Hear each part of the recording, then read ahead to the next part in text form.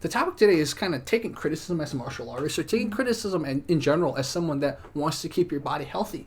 And I think, for me, one of my struggles is figuring out which is coming from a good place and which is coming from a bad place. Because there will be people who really don't know what they're talking about, but then there will also be people who really know what you're talking about. And you have to, in those situations when they know what they're talking about, kind of let the ego go and be like, yeah, they're looking out for me. Because for me, I do deal with some people who like say a lot of dumb stuff, right? But you have to realize not everyone that says a lot of dumb stuff is even doing it maliciously. So there's that level too. It's not just like separating the dumb stuff from the good stuff. It's also the people who are saying dumb stuff, don't even let your ego get in the way. Maybe they're just ignorant. So like, but yeah. But anyways, Allie, tell me about your experience with all this stuff.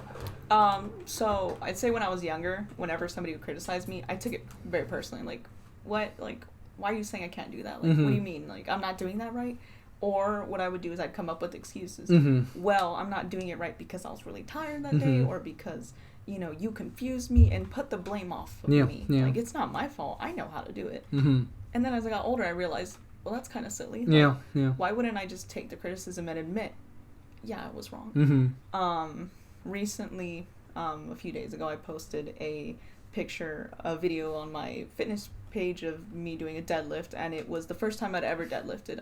Of course, we did a warm-up and stuff before that, but I got a couple personal messages from people saying, wow, you're not doing that right, you're lifting too heavy, you're not doing it right, blah, blah, blah.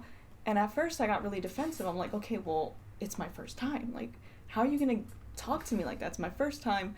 I'm proud of what I did. And then I took a step back and I realized, even though some people are being harsh, I think they're trying to help me. And I sat down and I text my friends about it, like, so what can I do better? And they gave me really good advice. And one friend was even like, Allie, I'm not mad at you. I'm mad at the people who let you lift that heavy. I'm mad at the people who didn't teach you right. I'm not mad at you. And I said, okay, well, I'm sorry for being defensive, because I did get a little defensive at first. And then I realized, well, people are trying to help me, and I'm going to go back and deadlift more because it's really fun. But I'm going to keep in mind, remember to, lift with your legs, and your arms are hooks, stuff like that. Oh, I like that. Your arms are hooks. That's really cool. Yeah. And because if you don't think that, you're going to start like using your shoulders or something like that. Yeah. And there's, to an extent, again, I don't really lift, so I don't know, but there is an extent where you are kind of rolling your shoulders back, but you're not. Yeah. Like you said, you're not jerking it up. Exactly. Not for a deadlift, at least. Not from my understanding of a deadlift.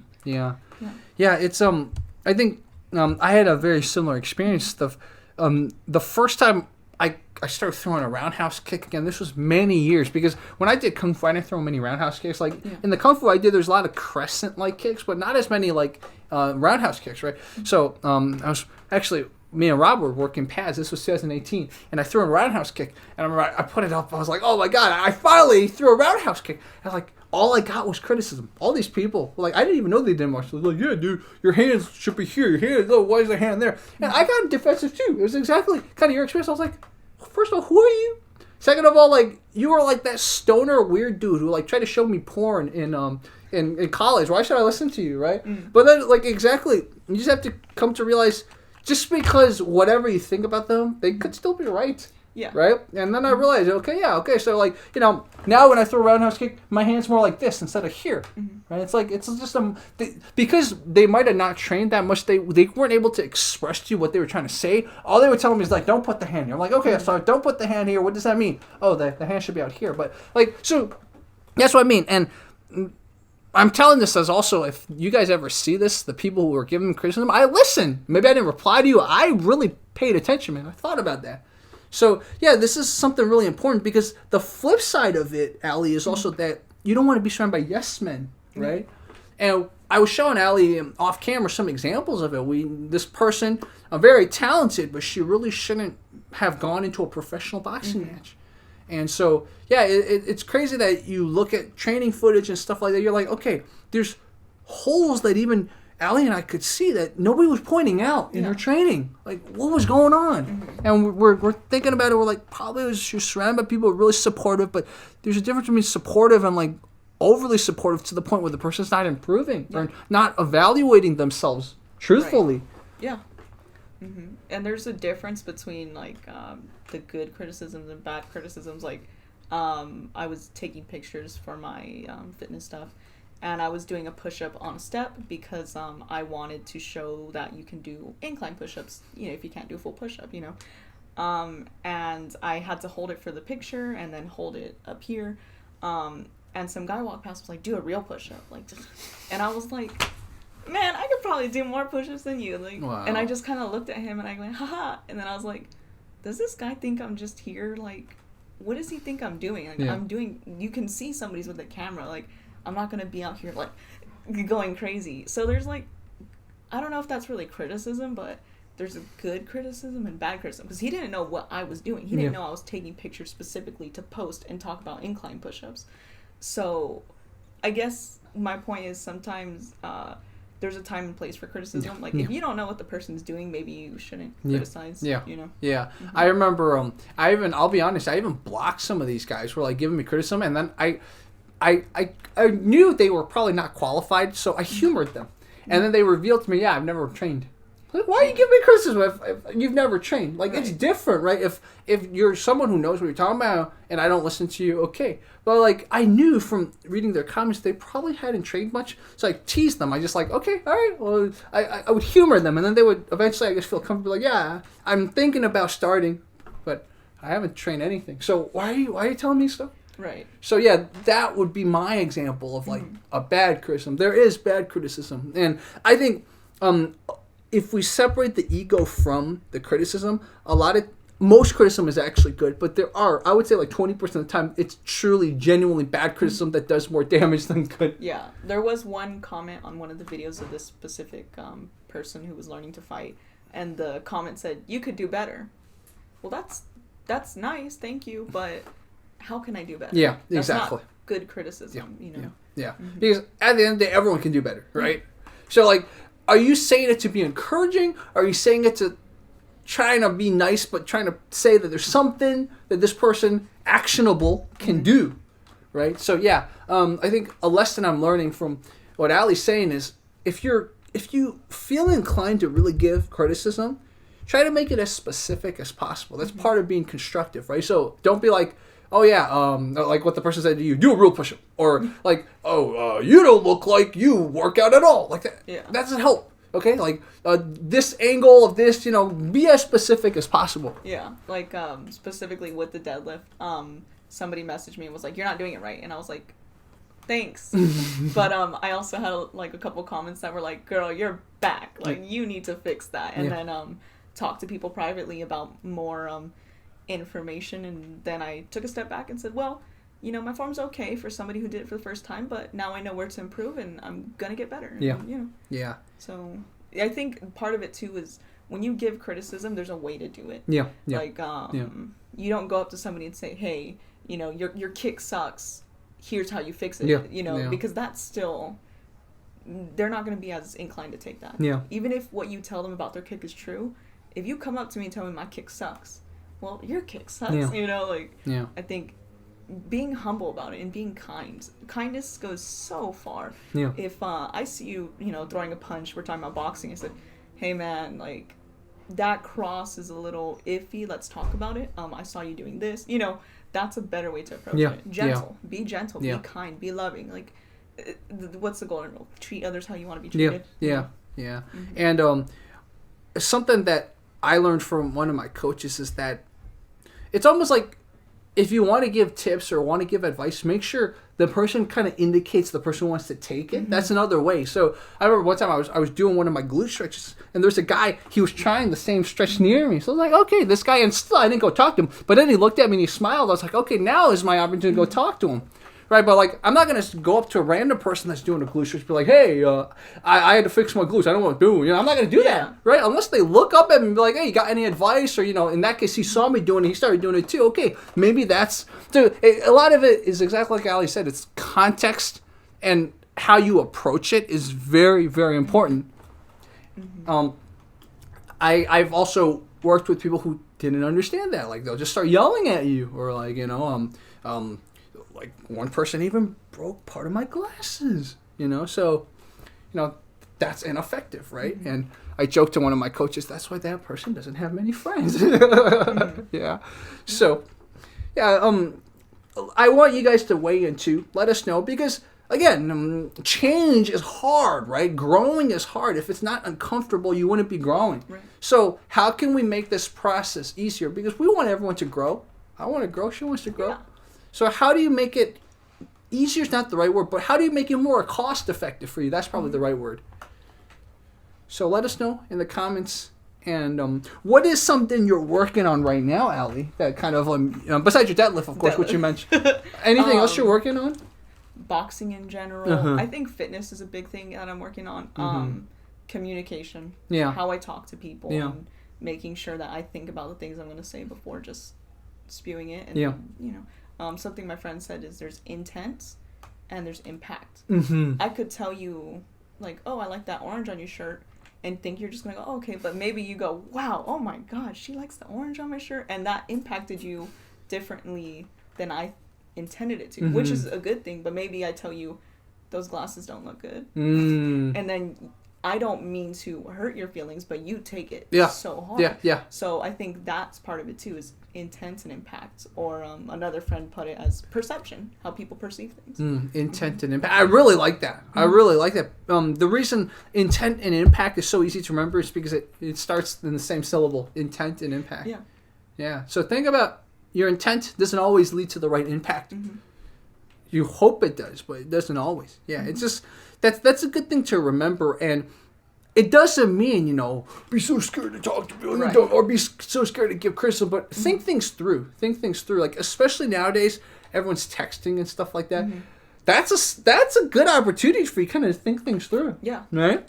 You don't have to like say exactly what's off the top of your mind. Kind of like erase it, and maybe play with it a little bit. Yeah. I mean, something I do is I'll use, and people think this is pretty juvenile, but I use emojis a lot because I want people to know I'm joking. I want people to know I'm not saying this with a malicious intent. I don't do that with bosses, but if it's with my friends or people I'm casually talking to, I will use emojis so that they know. And then also with intent and impact, it goes both ways.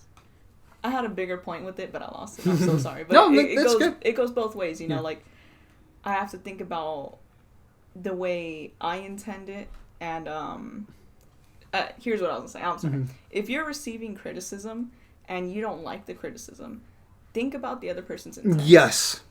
Did they intend to hurt you? Yeah. Or are they intending to help you? Yeah. That's a big thing too.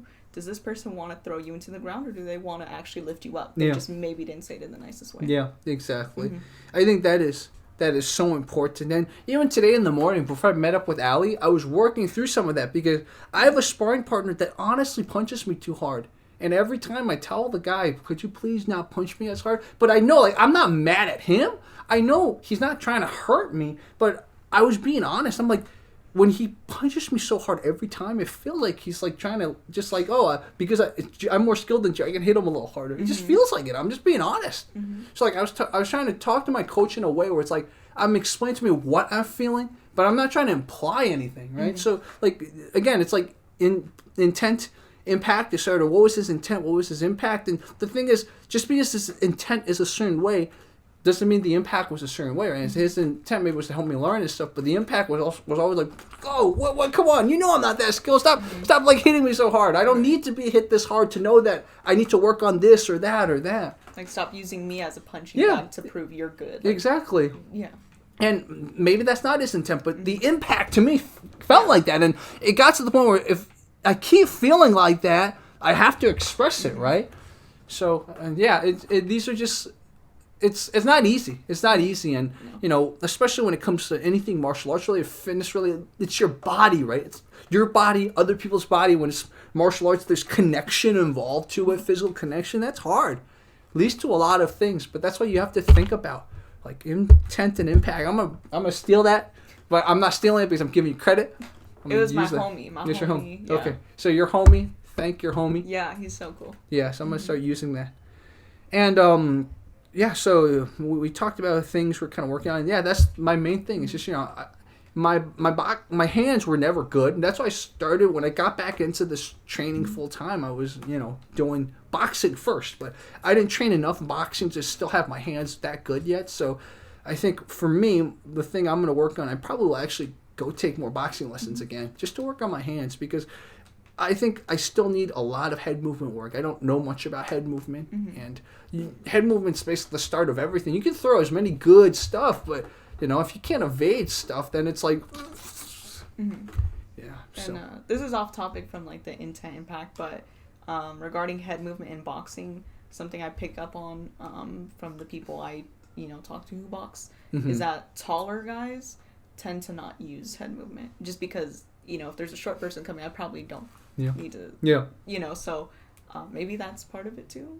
Oh, you're taller than me, but when I sparred one of my taller friends, he goes, "Wow, your head movement's like it's there," and I was like, "Yeah, because I'm 5'3", so I need to have every it punch comes down."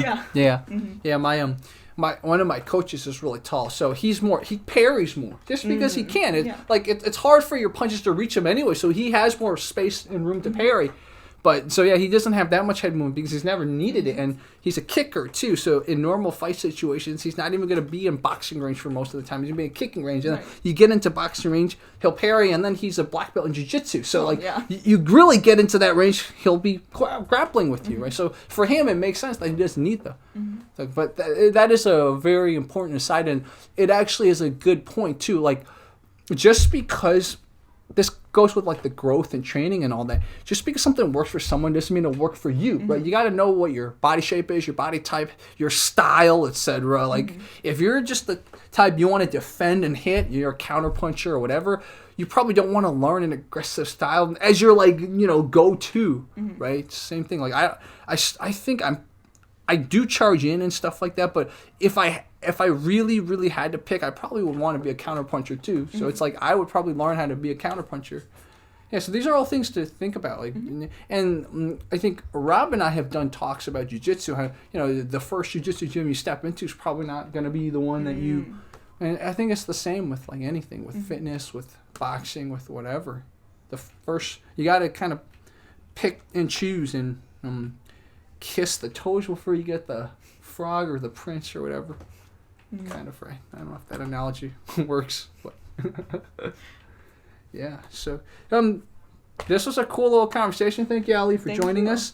And just remember, people, share what you want in the comments, man, and let us know what you're working on. What you're struggling with. Are you struggling with this impact intent thing? Are you struggling with taking criticism? Are you really good at taking criticism? Do you feel like you've made progress? Right, that's another thing. Sometimes you feel like you're not making progress. So what is it? Is it objectively you're not making progress, or is it like subjectively, like you're actually making progress, just you don't see it? Yeah. I remember a very funny analogy. I used to play League of Legends a lot, and I felt like I was just like not making progress. And then I was in China visiting my cousins, and the company that bought League of Legends is a Chinese company. So they literally ripped the code and changed it into a mobile version called King of Glory. Did you know that King of Glory is the same company? That's the same company. So I downloaded King of Glory. I was playing with my cousins, and I was playing mid lane, and I was dominating the mid lane. And I was like, wow, I thought I sucked, but like it's my first time playing King of Glory, and all those League of Legends skills translated over because King of Glory is just a simpler version of League of Legends. I was like, so I was making progress. The context maybe not realized, right? Yeah. And then the flip side is we were talking about, some people, let's say everyone tells them they're good, everyone tells them they're amazing. They themselves don't have that perception that they're not good, then that's kind of opportunity for them to get hurt or, do stuff. Yeah, embarrassed. You remember American Idol? I don't know if that's still even on anymore, but people would go up and sing and they'd be like, well, my whole family, all my friends tell me I'm good. Yeah. It's like, wow, how terrible is your family to tell you you're good and you can go on national TV? Yeah. So there's you don't want to be that singer on American Idol who's just made fun of. Yeah. Because you have all these people who are just going to agree with you and not give you criticism. Yeah. We think, for example, that we're always our own harshest critics. But you have to remember that we exist in a community. We exist in what's called the context. So even the harshest critic can sometimes be affected by the bubble they're in. Yeah. So I always thought I was my harshest critic, right? But sometimes, I'll be honest, sometimes if I get too much good from somewhere that isn't deserved, I'm sure it'll affect me in a way that I don't want to, right? That's why I'm going to give myself credit. I'm going to toot my own horn, because on Fight Commentary Breakdowns, I always say I'm learning. I'm not an expert. I'm not a teacher. I have a claim to teach, right? I don't have to continue emphasizing that, because the more the channel gets views, the more there's a tendency to be like, no. But you have to emphasize that. Stay growing. Stay growing. Stay humble. And let's be honest, I'm not that good a fighter. That's just the truth. So, yeah, there we go. Done tooting my horn. But it was like humble bragging in a way. It wasn't really tooting my horn. We love it. It's okay. Yeah, exactly. So, other viewers at SoCal, love to do conversations with you too. So, Allie, do you want to tell us your fitness page yet, or do you want to wait on that? Oh, yeah. So it's Tiny Amazon Training. Okay, Tiny Amazon Training. Okay, go follow Allie, and I'll probably put a little link. Oh, thank you. I got you guys. Yeah, cool. Talk to you guys soon.